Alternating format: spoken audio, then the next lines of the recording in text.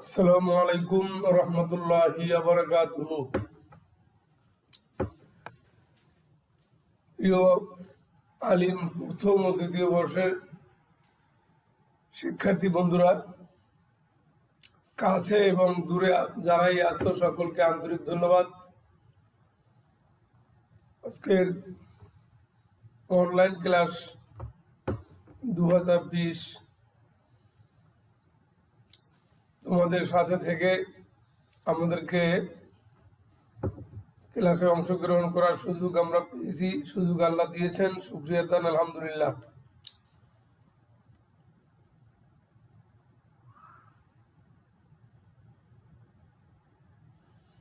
আমি মোহাম্মদ ফরিদুর রহমান, সহকারী অধ্যাপক, মহসিন উদ্দিন নুরিয়া ফাজিল মাদ্রাসা, বাউফল, পটুয়াখালী।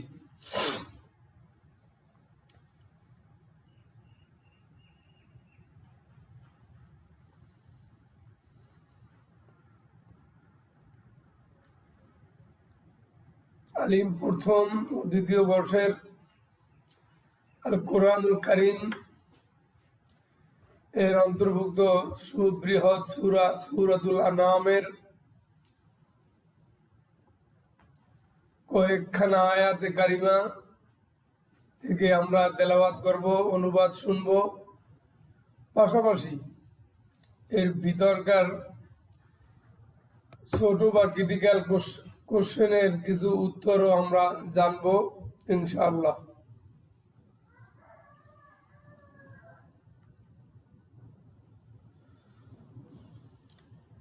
আমরা সূরা আনাম থেকে যে সমস্ত আয়াত তেলাওয়াত করব, এই সমস্ত আয়াত থেকে তোমরা যা জানতে পারবে বা শিখতে পারবে, এই সব আয়াতের বাংলা অনুবাদ তোমরা বলতে পারবে এবং ক্রিটিক্যাল কোশ্চেনের সংক্ষিপ্ত জবাবও তোমরা জানতে পারবে, বুঝতে পারবে। আয়াতের ভিতরকার বিশেষ বিশেষ কিছু শব্দের বিশ্লেষণ তথা তাহকিকও তোমরা জানতে পারবে ইত্যাদি।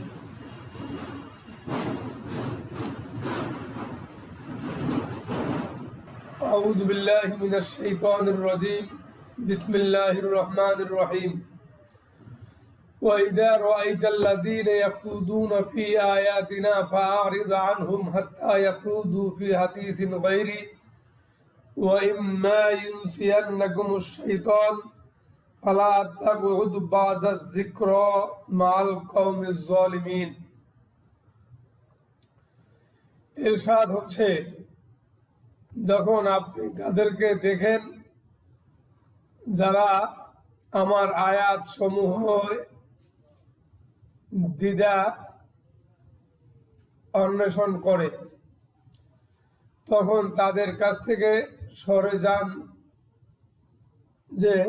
যে পর্যন্ত তারা অন্য কথার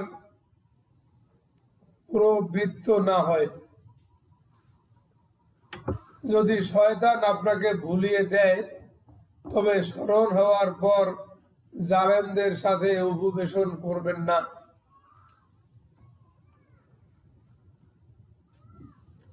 ওমা আলাল্লাযীনা ইয়াত্তাকুনা মিন হিসাবিহিম মিন শাইইন ওয়ালাকিন যিকরা লাআল্লাহুম ইয়াত্তাকুন। এদের যখন বিচার করা হবে, তখন পরহেজগারদের উপর এর কোনো প্রভাব পড়বে না, কিন্তু তাদের দায়িত্ব উপদেশ দান করা, যাতে ওরা অস্বীকারীরা, দ্বিধা সংশয়কারীরা ভীত হয়।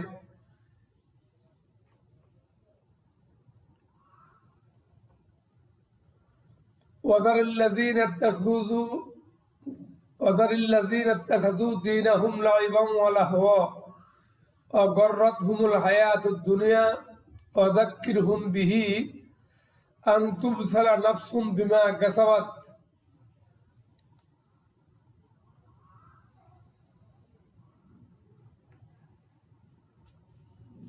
وَلَيْسَ لَهَا مِن دُونِ اللَّهِ ولي ولا شفيع وإن تعدل كل عبد لا يؤخذ منها أولئك الذين أبسلوا بما كسبوا لهم شراب من حميم وعذاب أليم بما كانوا يكفرون।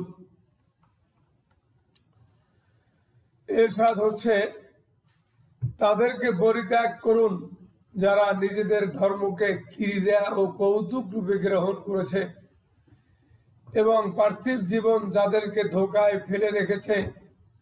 কোরআন দ্বারা তাদেরকে উপদেশ দিন যাতে কেউ স্বীয় কর্মে এমন ভাবে গ্রেফতার না হয়ে যায় যে আল্লাহ ব্যতীত আর কোনো সাহায্যকারী ও সুপারিশকারী নেই, এবং যদি তারা জগতের বিনিময়ে প্রদান করে তবু তাদের কাছ থেকে তা গ্রহণ করা হবে না।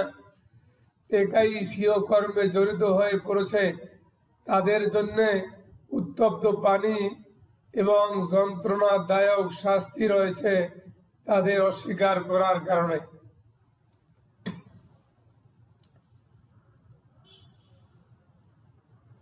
ওমা কদরুল্লাহ হাক্কা কদরিহি ইয ক্বালু মা আনজালাল্লাহু আলা বাশারিন মিন শাইইন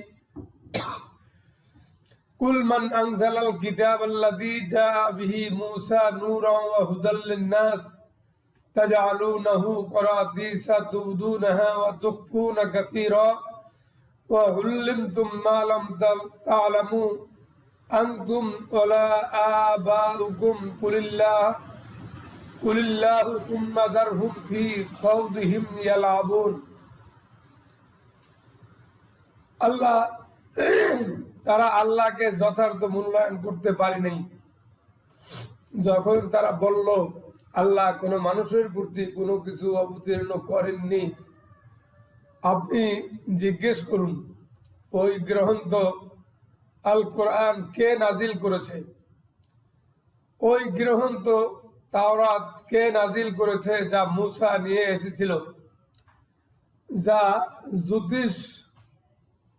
জ্যোতি বিশেষ এবং মানব মণ্ডলীর জন্য হেদায়েত স্বরূপ, যা তোমরা বিক্ষিপ্ত পত্রে রেখে লোকদের জন্য প্রকাশ করেছ এবং বহুলাংশকে গোপন করেছ। তোমাদেরকে এমন অনেক বিষয় শিক্ষা দেয়া হয়েছে যা তোমরা এবং তোমাদের পূর্বপুরুষরা জানত না। আপনি আরো বলে দিন, আল্লাহ তাআলা নাজিল করেছেন, অথবা তাদেরকে তাদের ক্রীড়ামূলক বৃত্তিতে ব্যাপৃত থাকতে দিন।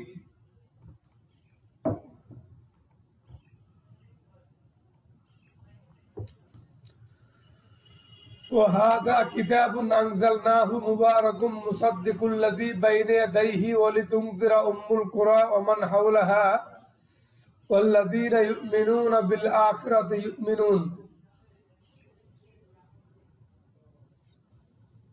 يؤمنون به وهم على صلاتهم يحافظون। ইরশাদ হচ্ছে, এই কোরআন এমন একখানা গ্রন্থ যা আমি অবতীর্ণ করেছি, বরকতময়, পূর্ববর্তী গ্রন্থের সততা প্রমাণকারী, এবং যাতে আপনি মক্কাবাসী ও পার্শ্ববর্তীদেরকে ভয় প্রদর্শন করতে পারেন। যারা পরকালে বিশ্বাস স্থাপন করে তারা এর প্রতি বিশ্বাস স্থাপন করে তার স্বীয় নামাজ সংরক্ষণ করে। وجعلوا لله شركاء الجن وخلقهم وخرقوا له بنين وبنات بغير علم سبحانه وتعالى عما يصفون। তারা নিজেদেরকে আল্লাহর অংশীদার স্থির করে, অথচ তাদেরকে তিনি সৃষ্টি করেছেন। তারা অজ্ঞতাবশত আল্লাহর জন্য পুত্র ও কন্যা সাব্যস্ত করে নিয়েছে। তিনি পবিত্র ও সমুন্নত তাদের বর্ণনা থেকে।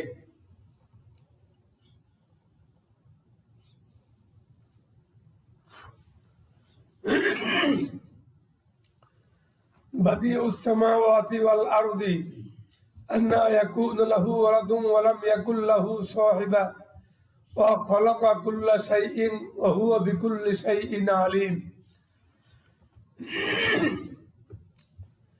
তিনি নবমণ্ডল ও ভূমণ্ডলের আদি স্রষ্টা।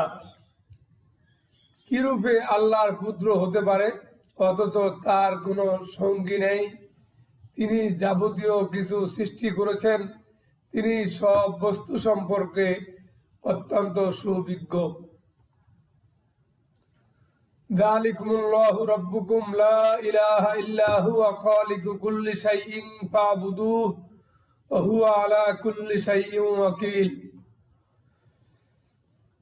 তিনি আল্লাহ তোমাদের পালনকর্তা, তিনি ব্যতীত কোনো উপাস্য নেই, তিনি সব কিছুর স্রষ্টা, অতএব তোমরা তারই ইবাদত করো, তিনি প্রত্যেক বস্তুর কার্যনির্বাহী।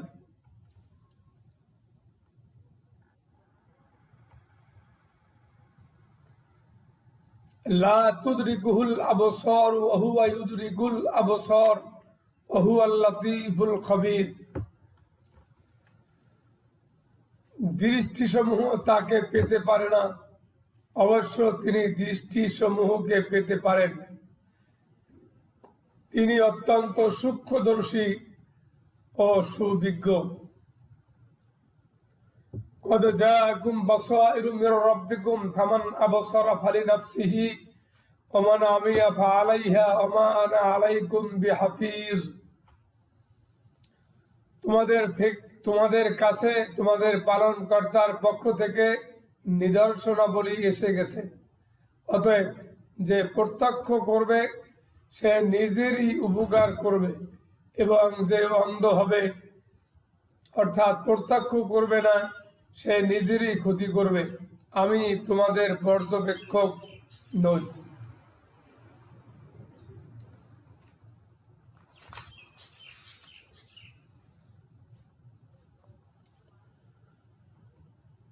সূরা আনআমের ৬৮, ৬৯, ৭০ নম্বর আয়াতের শানে নুজুল।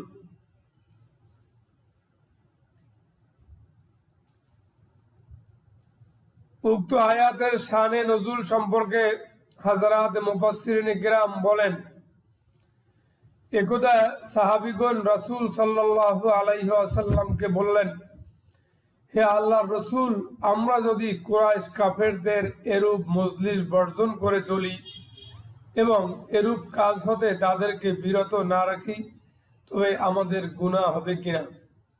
তখন আল্লাহ তাআলা উল্লিখিত আয়াত অবতীর্ণ করেন।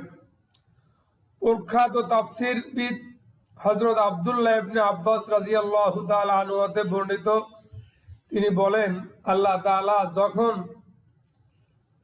এই আয়াত অবতীর্ণ করলেন তখন সাহাবীগণ মহানবী সাল্লাল্লাহু আলাইহি ওয়াসাল্লামকে জিজ্ঞেস করলেন, হে আল্লাহর রাসূল, আমরা কিভাবে মসজিদুল হারামে বসবো এবং বাইতুল্লাহর তাওয়াফ করব? কুরাইশ কাফিররা তো মসজিদুল হারাম ও বাইতুল্লাহর আঙ্গিনায় বসি আমাদের কোরআন মাজিদের দোষ ত্রুটির আলোচনায় নিমগ্ন থাকে। তখন আল্লাহ তাআলা আলাজ্য আয়াতে হাকিমা তেলাওয়াত করেন।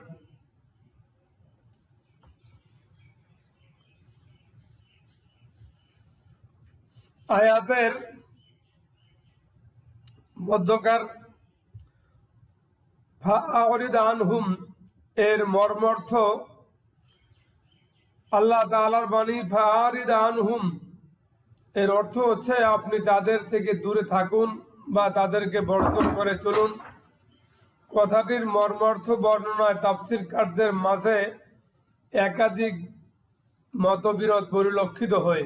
যেমন ফাআরিদ আনহুম দ্বারা রাসূল করিম সাল্লাল্লাহু আলাইহি ওয়াসাল্লামকে কোরআন মাজিদের দোষ ত্রুটি অনুসন্ধানকারীদের সাথে সামাজিক সম্পর্ক ও লেনদেন বন্ধ করার নির্দেশ দেওয়া হয়েছে।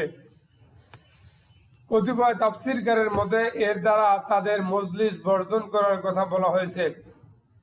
কেউ কেউ বলেছেন এর দ্বারা আল্লাহ তাআলা রাসূল সাল্লাল্লাহু আলাইহি ওয়াসাল্লামকে কাফেরদের সাথে কোরআন নিয়ে বিতর্ক করতে নিষেধ করেছেন।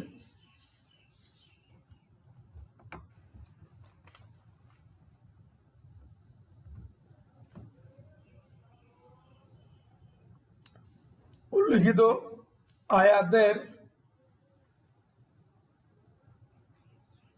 91-92 নম্বর আয়াতের শানে নুজুল। মুহাম্মদ ইবনে কাব হতে বর্ণিত, তিনি বলেন, একদা কিছু সংখ্যক ইহুদি খুব উত্তেজিত হয়ে অর্থাৎ রাগান্বিত হয়ে রাসূল করিম সাল্লাল্লাহু আলাইহি ওয়াসাল্লামকে জিজ্ঞেস করলো, হে মুহাম্মদ, আমাদের নবী হযরত মুসা আলাইহিস সালাতু ওয়াস সালামের মতো তোমার নিকট কিতাব আকারে ওহী নাজিল হয় না কেন? আমাদের নবী হযরত মুসা আলাইহিস সালাতু ওয়াস সালামের মতো তোমার নিকট কিতাব আকারে ওহী নাজিল হয় না কেন? তখন আল্লাহ তাআলা তাদের এরূপ দুরাচার ও গর্হিত কার্যকলাপ সম্পর্কে ওহী নাজিল করেন। এতে তারা আরো উত্তেজিত হয়ে বলতে লাগলো, আল্লাহ তাআলা তোমার মুসা ও ঈসা আলাইহিস সালাম কারো উপরই কোনো কিছু নাজিল করেননি। তাদের এরূপ উক্তির প্রত্যুত্তরে আল্লাহ তাআলা উল্লিখিত আয়াতে হাকিমা নাজিল করেছেন। উল্লিখিত আয়াতের মধ্যে আল করাতিস দ্বারা উদ্দেশ্য হচ্ছে ইহুদিদের লিখে রাখা তাওরাত কিতাবের খণ্ড। ইহুদিরা উক্ত খণ্ড সমূহের যেগুলোতে রাসূল সাল্লাল্লাহু আলাইহি ওয়াসাল্লামের আগমন, তার গুণগান, চরিত্রিক মাধুর্য ও নবুয়তের পরিচিতি ছিল, বিশেষ বশত তারা সেগুলো লুকিয়ে রাখত। আর যেগুলো তাদের নিজেদের স্বার্থের অনুকূলে ছিল সেগুলো প্রকাশ করত।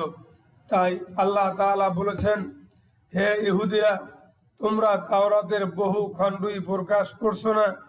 প্রকাশ করলে আসল সত্য উদ্ঘাটিত হতো এবং নবীর নবুয়তের প্রমাণ বের হয়ে আসত।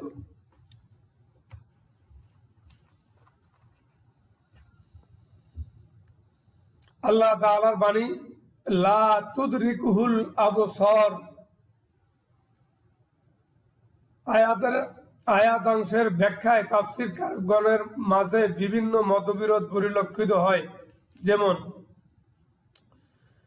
জমহুর তাফসীরকারদের মতে ইদরাক শব্দের অর্থ হলো বস্তুর ক্ষুদ্রাতি ক্ষুদ্রাংশ ও তার মূল তত্ত্ব পরিবেষ্টন করা। সুতরাং চক্ষুসমূহ আল্লাহ তাআলাকে অবলোকন করবে কিন্তু তাকে পরিবেষ্টন করতে পারবে না। যেমন অন্তরে তার পরিচয় লাভ করবে কিন্তু পরিবেষ্টন করতে পারবে না। হযরত সাঈদ ইবনে মুসাইয়্যিব রাহিমাহুল্লাহ তাআলার মতে চক্ষুসমূহ এত অক্ষম যে আল্লাহকে পরিবেষ্টন করতে সক্ষম হবে না। হযরত ইবনে আব্বাস রাদিয়াল্লাহু তাআলা আনহু বলেন, এর অর্থ হলো এ পার্থিব জগতে মানব চক্ষু আল্লাহ তাআলাকে অবলোকন করতে পারবে না। আল্লামা সুদ্দী রাহিমাহুল্লাহু তাআলা বলেন, চক্ষু দু প্রকার, মানবিক চক্ষু ও জ্ঞান চক্ষু। সুতরাং এর অর্থ হল জ্ঞানী ও পণ্ডিত ব্যক্তিদের মানবিক চক্ষু তো দূরের কথা, জ্ঞান চক্ষু দ্বারাও তারা আল্লাহ তাআলাকে দেখতে পারবে না।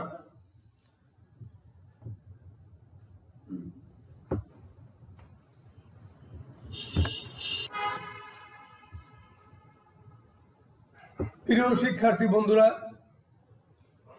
আজকের সূরা আনাম থেকে আমরা একাধিক আয়াত তেলাওয়াত শুনলাম এবং অনুবাদ শুনলাম।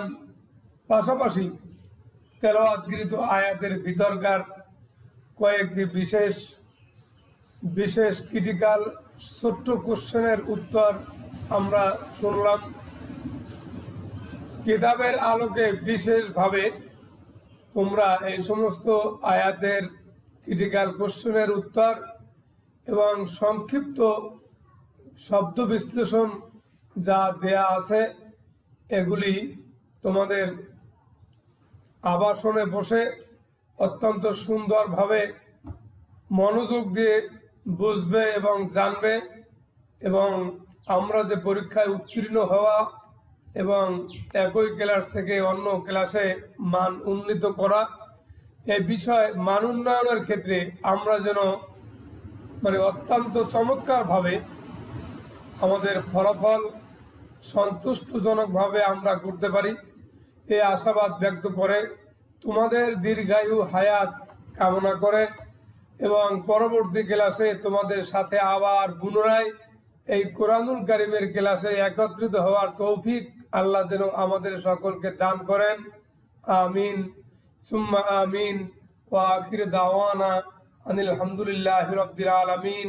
আসসালামু আলাইকুম ওয়া রাহমাতুল্লাহি ওয়া বারাকাতুহু।